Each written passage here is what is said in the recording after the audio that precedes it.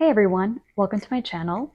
Today I thought I'd give you guys an overview of my Dior Mini D-Joy bag in the color Pearlescent Pink. So this one is relatively new color. I bought it in December in Miami when I went to visit for Art Basel at the Design District store. So this one is a very frosty, shimmery pink color. It's definitely not flat, especially in the sunlight. It really catches a beautiful shimmery undertone. And it's a lambskin leather. I think previously I'd been a little bit scared about owning lambskin just because of color transfer and just generally scratching it. But I think this is pretty sturdy, at least relative to other lambskin bags.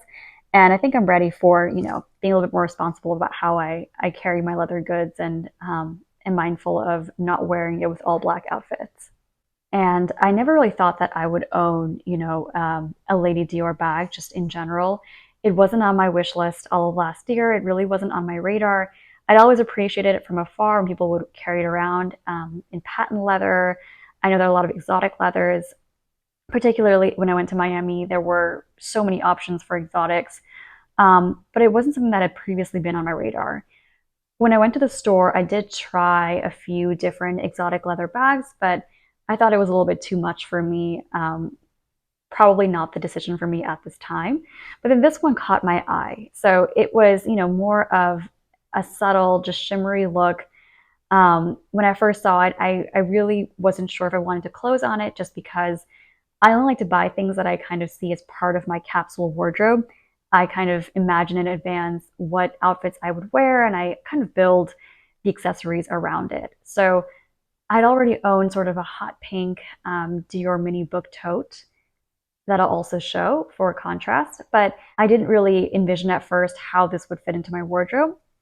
But after a few weeks of carrying it around, particularly when we went to the Dolomites for sort of dinners or après ski events, and then back home in Southern California when we go out to brunch or just general casual events, I've been able to get a lot of wear out of it. So I've been pretty happy with this purchase, and I think that it does look, sort of cute, casual, and dainty enough to be able to carry this on a day-to-day basis. So in terms of actually showing you what's inside the bag and the space itself, I thought I'd give a demonstration of how much space there is in this bag. So opening it up here, and as with the style of bag, you do need to sort of take the flap and open it up.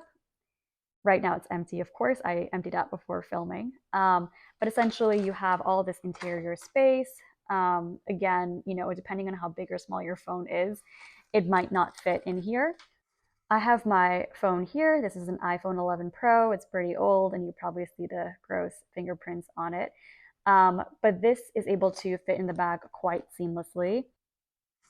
And then I'm able to fit in a card holder with the phone in the bag. And you can see inside, pretty good. You actually have space if you want to put something else in.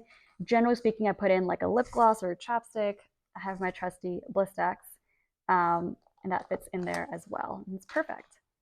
So, again, this is the kind of bag you're not carrying it to work, of course, and you're not carrying it even for a day of groceries or shopping or errands that might require you to, bring about a bunch of stuff.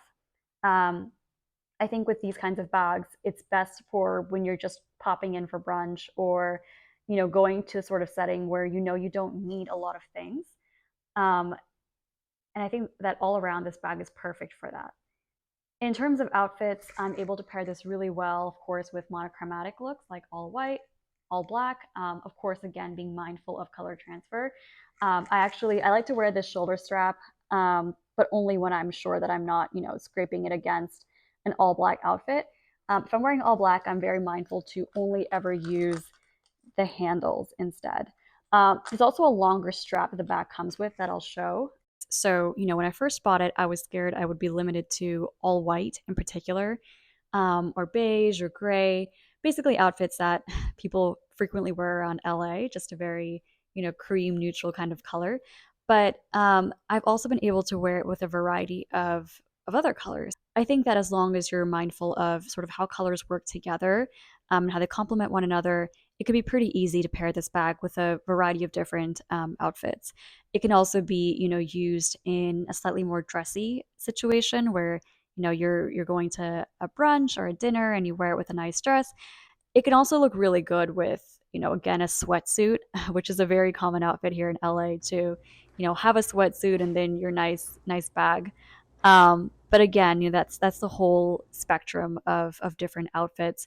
And of course, you can wear it with a pair of jeans and a nice crop top or blouse. So overall, I think that this bag was a great investment. I think it pairs well with a variety of different outfits. In terms of shoes, again, I've worn this with my silver Chanel sandals. I've also worn this with sneakers. I've worn it with my silver mock and mock heels. And so I think that it, again, whether you are concerned about the variety of situations you can wear it in or the variety of colors, I think that the mini D-Joy bag, at least in this color, is very useful as a wardrobe staple piece. I know that it comes in a variety of different colors too. So, for example, this one in particular, I got it in December and is part of that collection. But I know you can also find it in green, in a more neutral beige color. I've also seen a beautiful embellished silver color that people frequently wear around the holidays time. But I'm sure, for various other parts of the year, it could be a very useful bag color. In terms of whether I would buy this bag again in a different color, I probably wouldn't. Maybe in a different size, maybe in patent leather, but I don't think that I would buy, another mini D-Joy bag. I know, it's a very appealing bag to collect, but I think for me personally, this size, it's perfect for when I'm popping in and out of places. I just need a wallet, phone, and chapstick. But apart from that, it's not a bag that I reach for on a day-to-day basis, especially with work and the gym, golf lessons, in different situations that I'm going out of the house. Not as useful of a bag. So I think if you're trying to keep your wardrobe to the basic minimum, not trying to spend too much on quality bags, I think that the mini DJI bag, having one of these in a color that you're going to pair with a lot of different outfits, is going to be really useful. You can't go wrong with it. I did both in the Miami store and the Beverly Hills store here in LA see exotic leathers, and I'm intrigued by them. Um, but I'm not sure if that's something that I'd be closing on anywhere in the near future. Both in the Miami store and here in Beverly Hills, the store associate showed me the Himalayan bag for Lady Dior. In particular, in LA, I actually saw one with gold hardware, which, I mean, correct me if I'm wrong, but I have not seen that many of them out in the wild. But I thought that was a pretty cool looking bag. But right now, I think that as far as Lady Dior goes, this will be probably my only bag for now from that collection. Thank you so much for watching. I really appreciate your, viewing this video.